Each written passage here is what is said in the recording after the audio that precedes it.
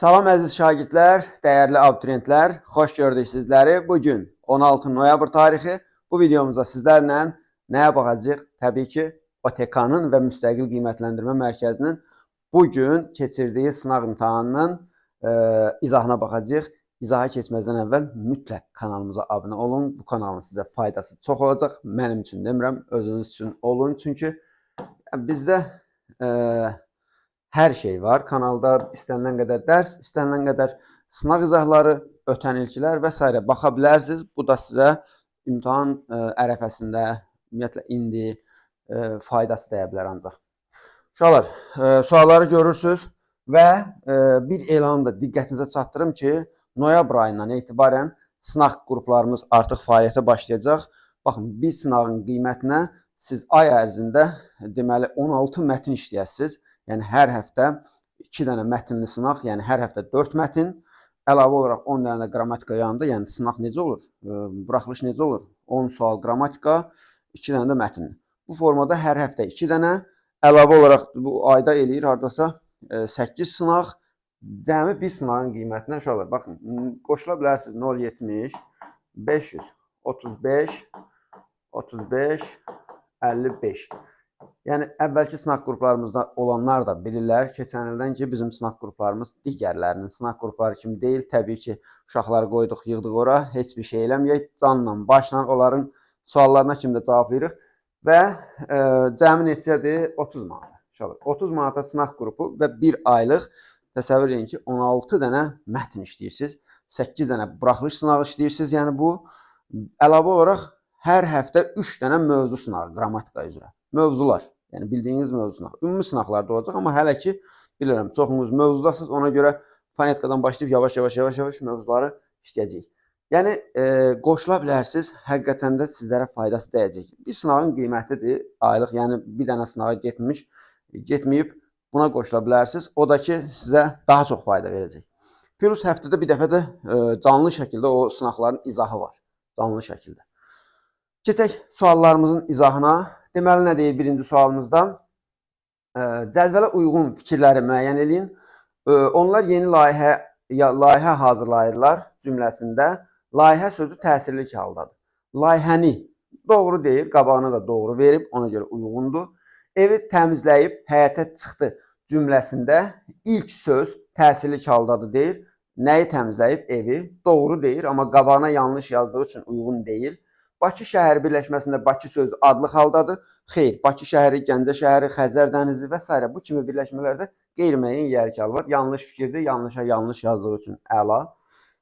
Səndən məni soruşublarmı cümləsində hal şəkilçisi qəbul etmiş 2 dənə isim var. Ona da yalan deyir, inanmayın. Çünki səndən sözü əvəzlik, məni sözü əvəzlik. Yalan dediyinə görə qabağına da doğru yazıb. Götürməyəcəyik təbii ki.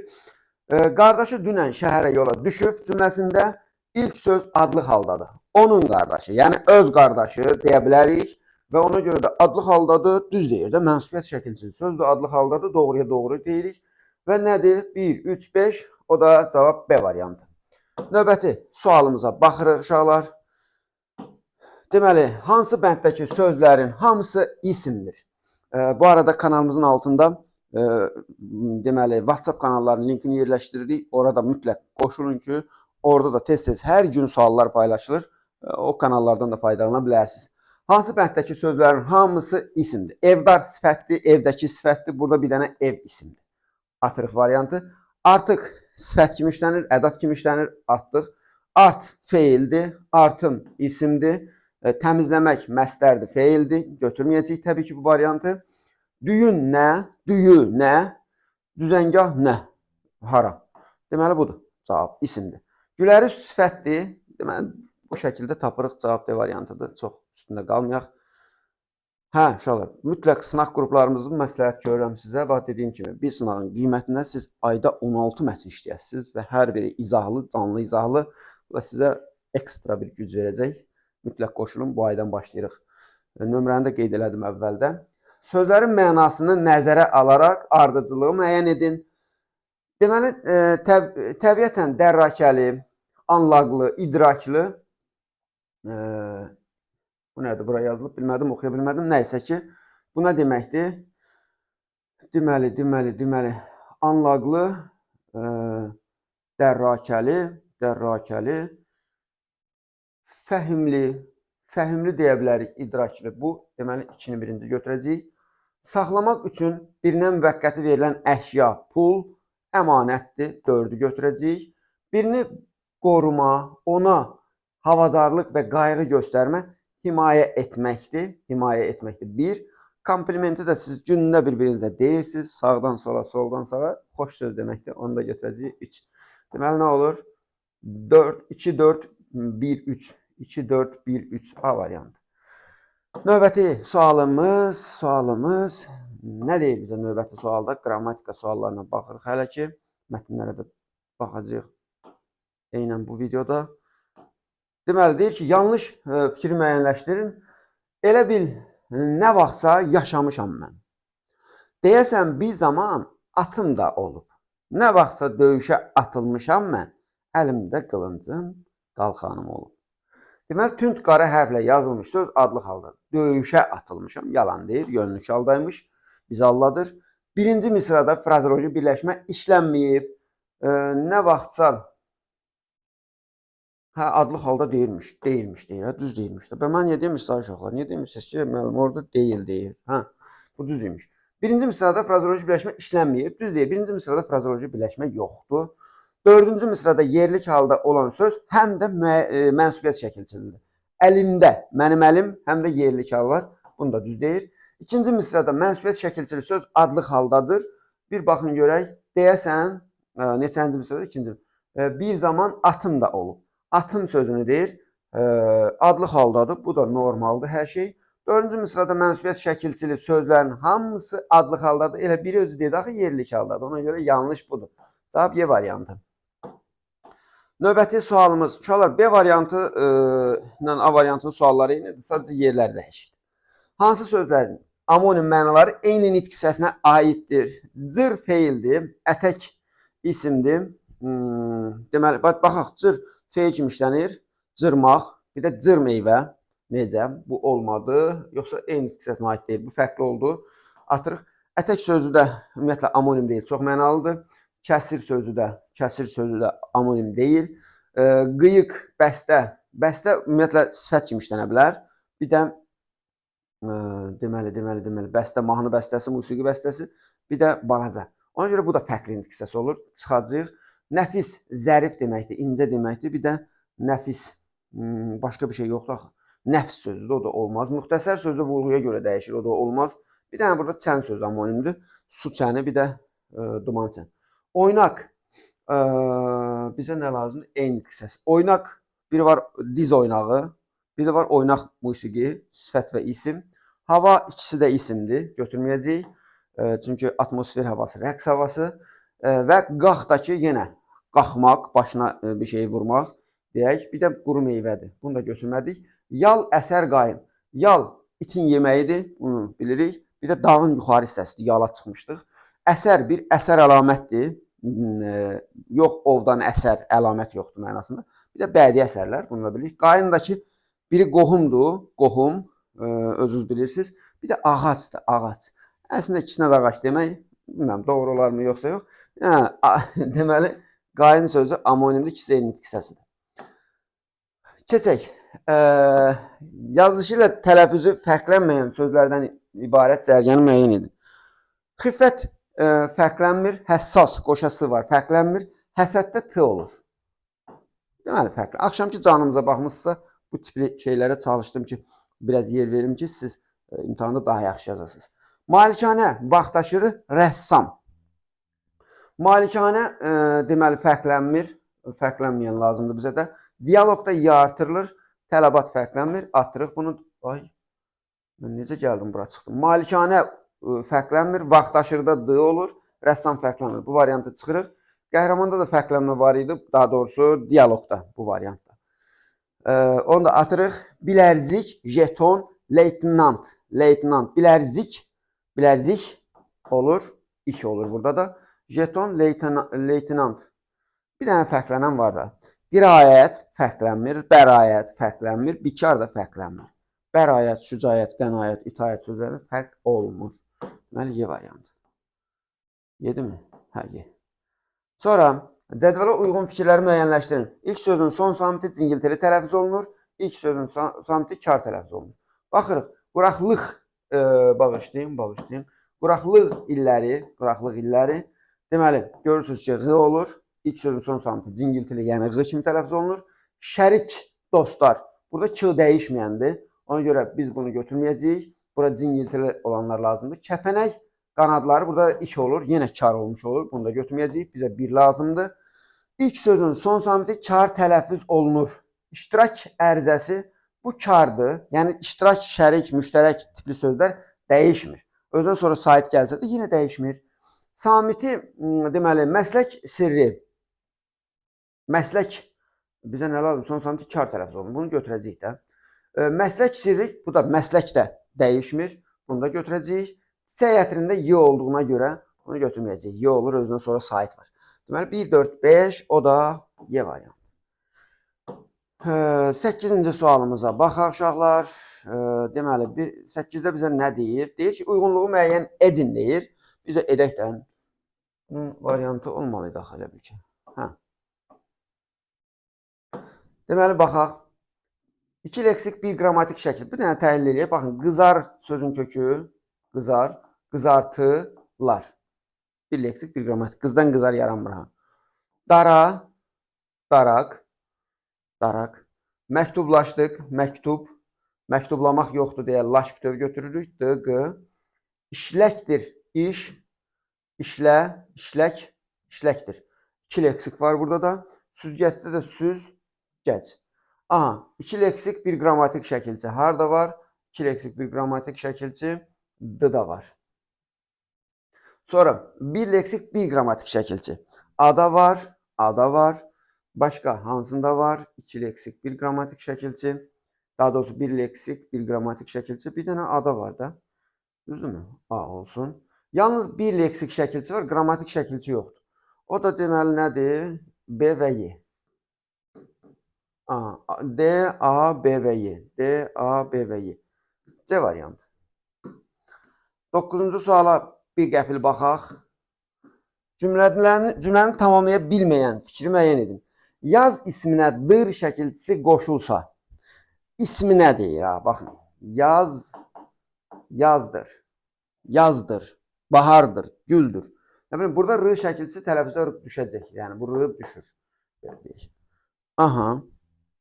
Bunu daha sonra sözdə ahəng qanunu pozulmaz. Baxaq, ahəng qanunu pozulmaz. Doğrudur, problem yoxdur. Saitlərdən biri uzun tələffüz olunar, saitlərdən biri. Elə şey yoxdur, uzanma yoxdur. Bizə nə deyir, bilməyin. Elə yəqin ki, B variantı olacaq cavabımız. Sözün tərkibində 3 cingiltili samit olar. Baxın, görün, 1, 2, 3. R düşəcək. Ona görə bu da doğru olur. Bütün samitlərin qarşılığı olar. Y, Z, D. Üçün də qarşılığı olur, düzdür. Deyiliş yazışı fərqlənər. Bu da R düşür. Axı dedim, axırda tələffüzdə R düşür. Ona görə B variantı. 10-cu qrammatika sualına baxırıq. 10-cu qrammatika sualına baxırıq. Deməli, ələklənmək sözünün fonetik xüsusiyyətləri ilə bağlı cədvəldəki uyğun fikirləri müəyyən edin. Deməli, tələffüzü necədir?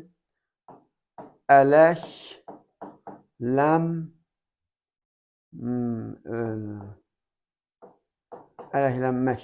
Bu şəkildə tələffüz olunur. 2 dənə M var burada bu arada. Yazışı deyilişi arasında yalnız 2 fərqli məqam var. 1, 2, 3 fərqli.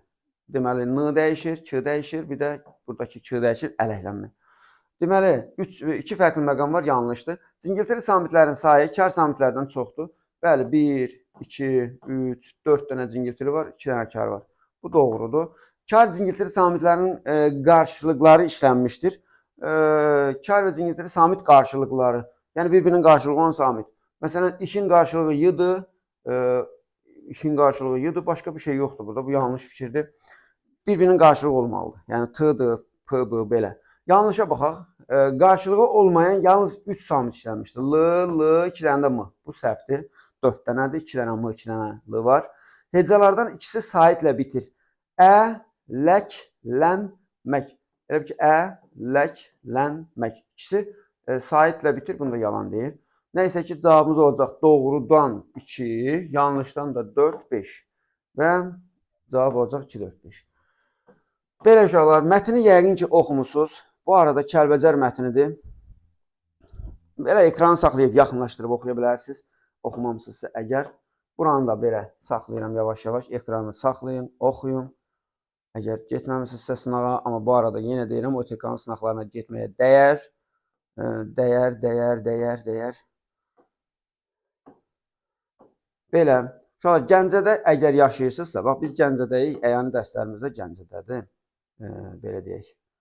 Və OTK-nın sınaqlarına da getmək üçün bəziləriniz görürəm, çətinlik çəkirsiniz. Baxın, 070 535, bağışlayın, öz nömrəmi yazırdım az qala.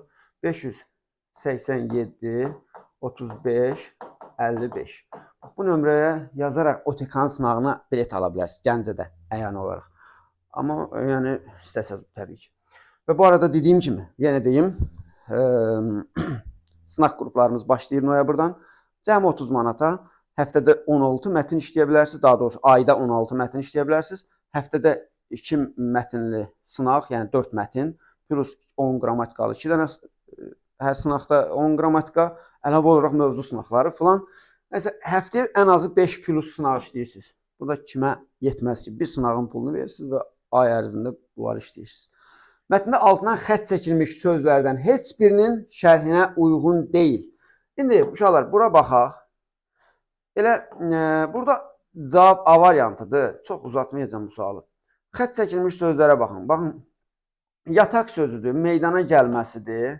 Yataq, meydana gəlməsi, diametr, antik, deməli, yataq.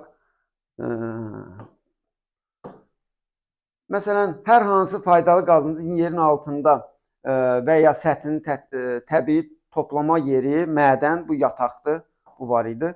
Yaranmaq, əmələ gəlmək, elə orada var idi. Yəni, nə dedi ona, yadından çıxdı. Meydana gəlmək, hə. Yaranmaq, əmələ gəlmək, meydana gəlmək var idi. Dairəvi fiqurun mərkəzindən keçən bu diametr idi, bu da var idi. Qədim dövrə, bu da antikdir. A variantı yoxdur. O diaqram olmalı, səhvim, riyaziyyat sualıdır belə götürəndə bu. Riyaziyyat bilənlər bilə bilər. Mən də çox güclü bilirəm bu arada.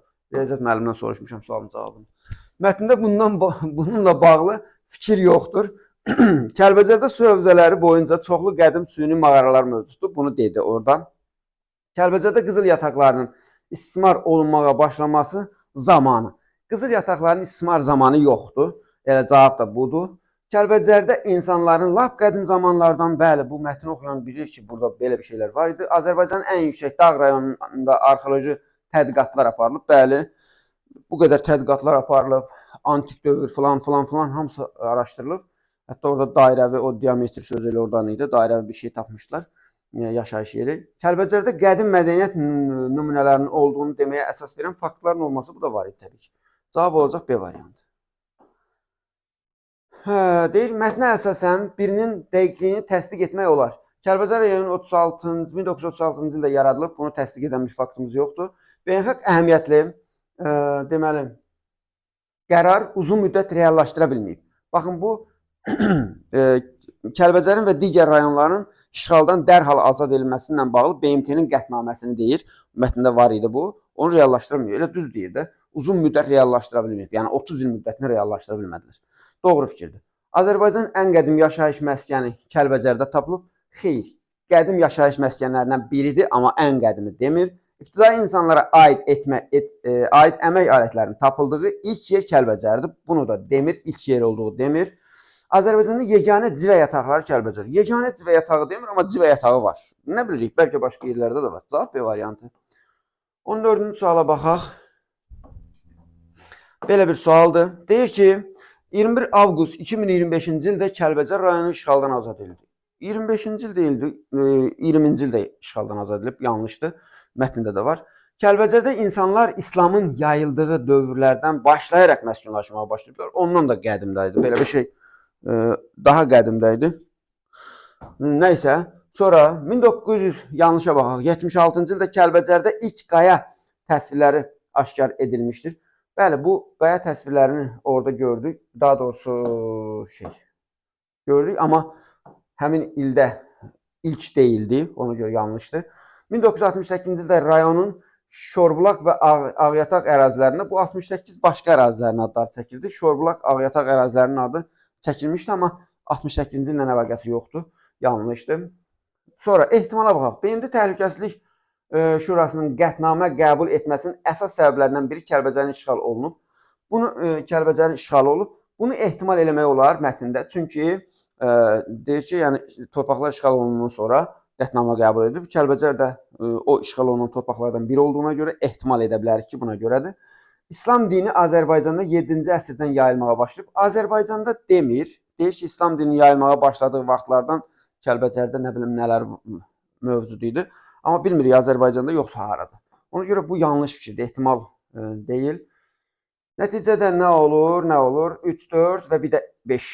Ehtimal 5, 3, 4-də yanlış idi. Cavab Y variantı.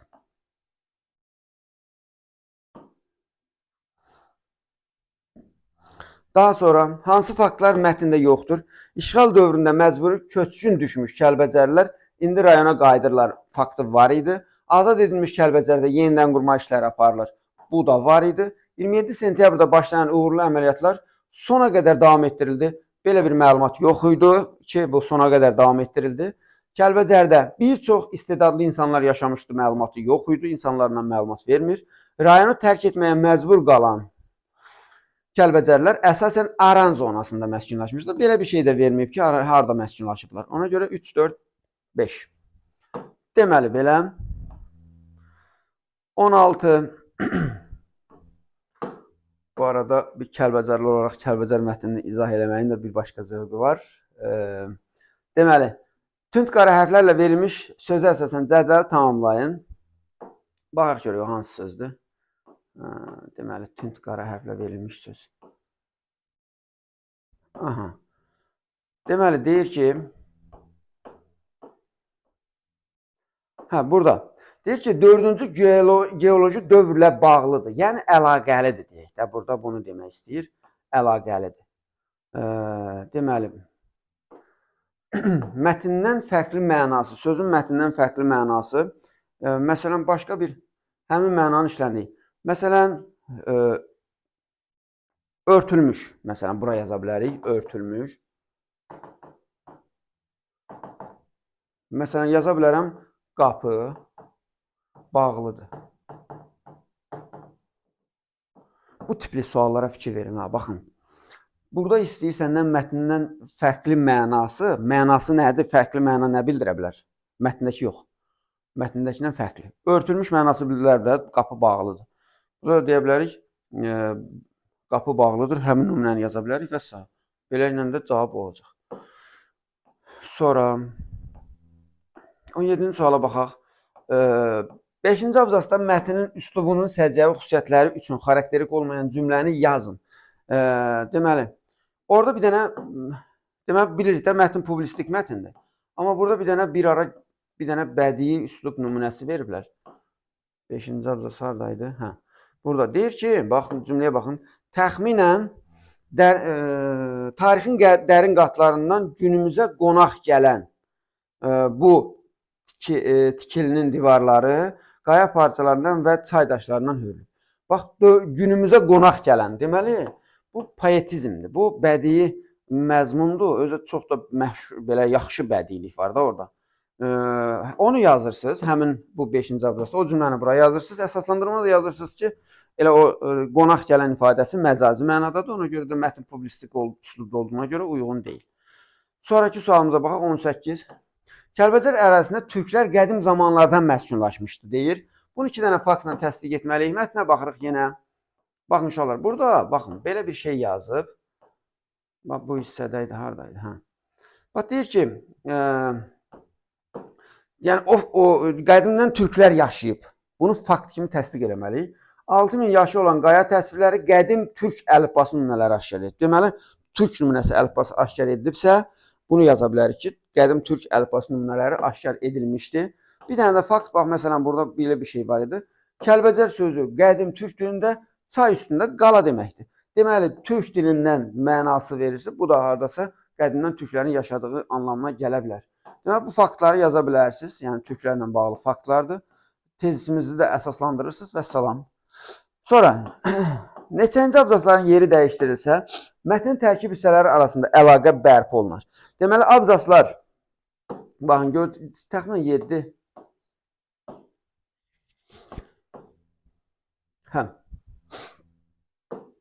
Deməli, 7 bir də 6-nın yerini dəyişəcəyik. Deməli, 6, 7, bax bunu yazırsınız o suala, axırıncı suala. Çünki burada Kəlbəcərin işğal olmasından danışır, burada işğaldan azad olunmasından danışır. Deməli, bunların yeri dəyişməlidir ki, tarixi ardıcıllıq qorunsun. 6, 7. Deməli, kəndə qayıdış. Bu da məşhur, deməli, Dəlikür romanının əsasında yazılmış bir mətindir. Əşrəf Cahandar ağa. Cahandar ağanın adı çəkilmir, amma Əşrəfin və Tapdığın adından biz bilirik ki, həmin əsərə istinad edilir. Oxuya bilərsiniz belə mətni. Sonra bu hissəni də oxuya bilərsiniz, ekranı yaxınlaşdıra bilərsiniz. Sonraki buranı da oxuya bilərsiniz. Və sualımıza baxaq. Mətnin məzmunu ilə bağlı yanlış fikri müəyyənləşdirin deyir.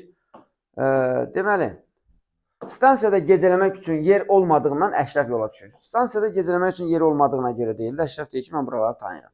Əşrəf kasıb bir kəndinin övladıdır. Xeyr, orada ağa deyir, ağa sənə adam göndərdi. Hətta deməli, belə bir çıxır ki, bu varlı təbəqənin övladıdır. Yanlışdır. Qatardan düşəndə Əşrəfin hər hansı yükü olmur. Əlində bir dənə çamadanı deyək var idi. Ona görə bu da yanlışdır. Stansiya ilə Əşrəfgilin kəndinin arasında çay da var idi. Bəli, çay deyir, keçmək, axşama qalsam çay keçə bilmərəm. Əşrəfin geyimi yerli cəmaatın ənənəvi geyiminə uyğun deyildi. Bəli, bunu da görürük ki, orada Tapdıq deyir ki, ağa deyir ki, paltarını dəyişsin, gəlsin. Ondan da bilirik ki, belədir. Yanlışı deyirdi, 1, 2, 3-ü götürəcəyik. Cavab B variantı. Növbəti 22-ci suala baxaq. Birinci abzasdakı nöqtələrin yerinə hansı ifadə yazıla bilər? Orada Əşrəf deyir ki, platformaya endi. Yəni, qatardan platformaya endi. Odur. Onu qoyacaq. Yəni, elə çətin deyil. Sonra, mətnə əsasən doğru fikri müəyyən edin. Hadisələr qış vaxtı cərəyan edirdi. Qış deyildi. Çünki biz bilirik ki, orada şeydir. Yəni, qış deyildi. Soyuq hava deyildi. Yay vaxtı idi. Əşrəfin Qoridən kəndə gəlməsi ilk dəfə deyildi. Aha, elə buydu. Deyir ki, hər dəfə deyir, atam mənə qabağıma adam göndərərdi. Amma bu da Qoridən gələndə deyir, hər dəfə atam qabağıma adam göndərərdi. Amma bu dəfə niyə göndərməyib? Deməli, ilk dəfə deyilmiş də. Doğru fikir budur. Gözətçi cavan olduğu üçün bu yerlərə yaxşı bələd deyildi. Xeyr, gözətçi haqqında bunu demək olmaz. Gözətçi bələd idi az çox. Gözətçi elə başa düşür ki, Əşrəf bələd deyil.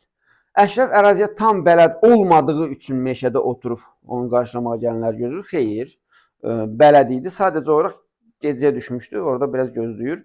Əşrəfi qarşılamağa həmişə Tapdıq bu dəfə gecikmişdi. Həmişə Tapdıq gəlirdi deyə bilməliyik. Çünki adam göndərirdi. Amma bilmirik ki, Tapdıq da yox kimdir. B variantı. 24-cü suala baxaq. 24. Mətnə əsasən cədvələ uyğun fikirləri müəyyən edin. İlk cümlə çıxarsa heç bir məna məzmun dəyişikliyi baş verməz. Xeyr, ilk cümləni çıxarsaq məzmun dəyişəcək. Orada oxusaz görərsiniz. Məcazi mənalı ifadələr də işlənmişdi mətndə. Mətndə məcazi mənalı frazoloji birləşmələr, cavab verdi, nə bilim nə, bu kimi ifadələr var müəyyən qədər. Yəni məcazi mənalar var. Onsuz da məcazi mənalı sözlər də işlənmişdi deyəndə onsuz da bu bədii mətn idi. Yəni məcazi mənalı olmalıydı da. Doğru fikirdir. Son abzas 2 abzas şəklində verilməlidir. Bunun ehtiyac yoxdur. Son abzasda 2 fikirdən danışmır. Yanlışa baxaq. Obrazların nitqləri deməli monoloqda təqdim edilir. Monoloq yoxdur burada. Monoloq bir nəfərin tək başına danışığıdır. O da dialoqlarda var. Monoloq yoxdur. Nəticə hissəsində mətnin məzmunu ilə bağlı olmayan cümlə işlətmişdir.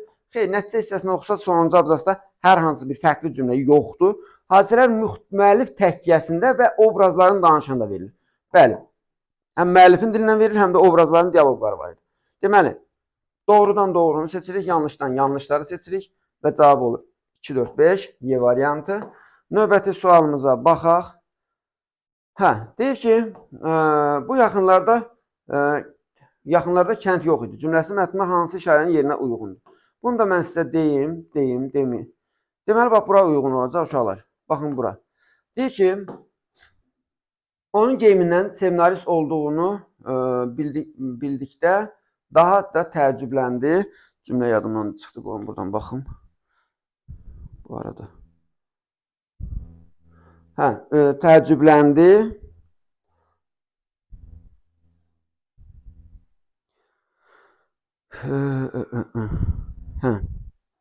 Bu yaxınlarda kənd yox idi. Təəccübləndi. Bu yaxınlarda kənd yox idi. Bu vaxt hara gedəcəkdi? Ən yaxşı buradır. Görürsünüz, paxlava. Şəkəri bura paxlava eləyin, geçsin də. Haradaydı o paxlava? Burada. Bu da cavabdır variantıdır. 25-ci sualdır. Sonraki suala baxaq. Mətndə əvvəlinə Roma rəqəmi qoyulmuş ifadələr əsasında. Baxın, Roma rəqəmi qoyulmuş ifadələr lap sizə də göstərərəm. Hansılar idi? Biri uçsundur, qanadlanıb uçsun. Qoyub baxaq. Baxın, burada deməli nə deyir bizə? Deyir ki, ürəyi quş kimi çırpınır, az qalırdı qanadlanıb uçsun. Bir də deyir ki, Əşrəf meşəyə çatdı. Deməli, uçmaq burada məcazi mənadadır. Əşrəf necə uçacaqdı? Əşrəfin qanadı var idi. Əşrəf neynəsin? Əşrəf yazıq. Əşrəf tək. Nəysə, çatdı, meşəyə çatdı. Əşrəf tək meşəyə çatdı mı? Burada da həqqi mənadadır. İndi nəysə ki, baxırıq. Hepiniz bir Əşrəf tək qoy görək nə olur axırı. İnformativ birinci nə idi? Birinci nə idi? Qanadlanıb uçsun. Qanadlanıb uçsun poetikdir. Onu bura yazacağıq. İnformativ də deməli çatdı. Çatdını da burada işarələyir. İnformativin altından informativ, poetikin altından poetik. İndi biz bunu ifadənin fərqli funksiyada işlədəcəyik. Ənənəvi sualdır, ən çox düşən sualdır. Qəbulunuz, buraxılışınıza da 100% bundan düşəcək, əmin olun. Deməli, poetik funksiyada işlətdiyimiz uçsun sözünü həqiqətən həqqi mənada işlətməli. Burada məcazi idi. Deyəcəyik ki, məsələn, quş uçur. Nə bilim, təyyarə uçur. Belə.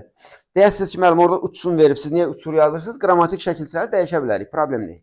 Leksik şəkilçilərin xətrinə dəyin, yazıqdılar. Onlar həssasdılar, onları toxunmaq lazım deyil. Amma qrammatikləri dəyişə bilərsiniz sözdə. Nəysə, ikinci sözümüz nə idi? Çatdı. Çatdı da informativ idi. Əşrəf meşəyə çatdı. Biz də yazırıq. Söz mənə gec çatdı. Deməli belə. Burada çərçivədə verilmiş cümlədəki fəaliyyətin Əşrəfə aid olmadığını əsaslandırın. Çərçivəyə baxaq görək necə əsaslandıracağıq. Deyir ki, onlar atdan düşdülər. Amma Əşrəf burada atda deyil, daxı yazıq piyadaydı, atı var idi Əşrəfin. Əşrəfin anası olsun. Haradaydı atı? Ona görə nə edirik? Onu tapdıq, atdan düşdü. Ona görə yazırsınız ki, bura Əşrəf atla gəlmirdi. Əşrəf tək gəlirdi və piyada gəlirdi. Ona görə də deməli, tapdıqsa atla gəldiyinə görə Əşrəfin atdan düşməsi ona aid edilə bilməz. Yazdınız mı? Yazdınız. Uşaqlar, bu arada, baxın, yenə deyirəm, 070 535 35 55 535 35 55 070-lə. Bu növrəyə yazaraq sınaq qruplarımıza qoşula bilərsiniz. Aya 16 dənə mətn işləyəsiniz. Hər birini mən izah edəcəm şəxsən və canlı şəkildə və eyni zamanda həftədə ən azı 3 dənə mövzu sınağı qrammatika üzrə bunda işləyəsiniz. Hamısının izahı var, baxacaqsınız. Belə deyim də, həftəyə 2 dənə 30-30 sual, 4 mətnini sınaq işləyirsiniz. Bu da aya eləyir 16 mətn, yəni 8 sınaq. Bir dənə sınağın puludur da, 30 manat verirsiniz, qoşulursunuz ora və salam işləyirsiniz də, cəmaatdan da biraz qabağa keçirsiniz. Altından xətt çəkilmiş cümlədə mətnin məzmunu ilə ziddiyyət təşkil edən məqamı müəyyən edib düzəliş etməklə cümləni tamamlayın. Baxaq görək, altından xətt çəkilmiş cümləmiz hansıdır? Hensi. Burada. Deyir ki, qatarı yola salan gözətçi səhər çağı tək qalan sərnişinə baxdı. Bu səhər çağı deyil də, yazıq hələ axşam evə gedib çıxanlar. Səhər çağı necə oldu ki? Deməli, orada axşam çağı tək qalan sərnişinə baxdı. Yaza bilərsiniz. Bu sual idi, eləmi? Məqam müəyyən düzəlir. Axşam çağı yazın. Mətnin üzərində rəqəm yazmış sözlərin mənası. 1, 2. Sözlərimiz Deməli, sözümüz nədir? Yəhər. Birinci sözümüz yəhərdir. Yəhərin mənası nədir? Atın üzərinə bərkidilmiş, oturmaq üçün, belə deyək, oturmaq üçün olan bir şey, əşya. Əşya, yəhər odur. Cilov da atın, deməli, atın gedişatını tənzimləmək üçün ağzına daha çox bərkidirlər və ipdən hazırlanmış bir əşyadır cilov. Belə bir şey yaza bilərsiniz. Atın cilovu, yəni atın, yəni cilov sözünün sinonimi yoxdur, adam çətinlik çəkir. Yəni müəyyən, deməli, atın istiqaməti müəyyənləşdirmək üçün, ipini əlində saxlamaq üçün atın ağzına bərkidilmiş, nə bilim, bir əşya yazın, belə bir şey. Sonraki sualımız hansıydı? 30-cu sualda, bura gəlib çıxmışıq. Ben niyə demişsiniz ma? Niyə demişsiniz ay müəllim, tutarsınız? Bu arada neçə dənə yazdınız? Mənə maraqlıdır ki, həqiqətən abituriyentlər bu sınaqdan neçə dənə düz yazıb? Bir dənə yazarsınız da onu. Kimlər bura kimi gəlibsə, onlar da əcdahalardır, bu arada deyirəm. Baxın, hər dəfə videonun bir yerində bunu deyirəm, amma həqiqətən sınağın sonuna kimi baxan uşaqlar, bilin ki, özdə xüsusən açıq suallar. Bura qədər baxmışsınızsa, qeyd edin, həqiqətən sizi tanıyaq. Siz inanıram ki, qəbulda buraxılışda yüksək nəticə göstərəcək uşaqlarsınız. Ona görə də o uşaqlarla da həmişə qürur duyuram, qibtə eləyirəm. Bizim, belə deyim də, o vətən üçün, millət üçün gələcəyi olan şagirdlərdir ki, onlar həmişə, məsələn, adi sınaq olsun. Düzdür, bu sınağa sona qədər baxmaq bir şey deyil. Amma çox vaxt avaralar baxmır da sona qədər. Neyinir? Bir dənə, iki dənə suala baxdı və yaxud da sınağın nəticəsi çıxanda baxaram deyib atırlar. Belə. Kəndə qayıdış mətni bədii mətn idi. Burada da Azərbaycan Respublikasının Konstitusiyasının 109-cu maddəsinin 22-ci bəndini rəhbər tutaraq müasir Azərbaycan ədəbiyyatının inkişafı naminə təqdirələrə xidmətlər göstərmiş xalq yazıçısı İsmail Şıxlının anadan olmasının 100-cü il dönümünü qeyd olunmasını təntənəli etmək məqsədilə qərar alıram. Qərar alıramsa, bu rəsmi işgüzar üslubdur, əmrdir və yaxud da sərəncamdır, ondan bir hissədir. Deməli, bu mətnə yazırsınız, bu hissəyə yazırsınız, məcazlik, poetizm, obrazlığa yol verilib, müəllif təkkəsi, dialoqlardan istifadə olunub. Buna da yazırsınız ki, rəsmi işgüzar üslubdadır, standart formalar, şablonlardan istifadə olunub, belə fikrin dəqiq ifadəsi var, iki mənalı sözlər, ifadələr işlədilməyib və s. Bu qədər. Uşaqlar, hələlik özünüzə yaxşı baxın. İnşallah növbəti sınaqlarda görüşərik. Kanalımıza mütləq abunə olun ki, hər şeydən vaxtında xəbərdar olasınız.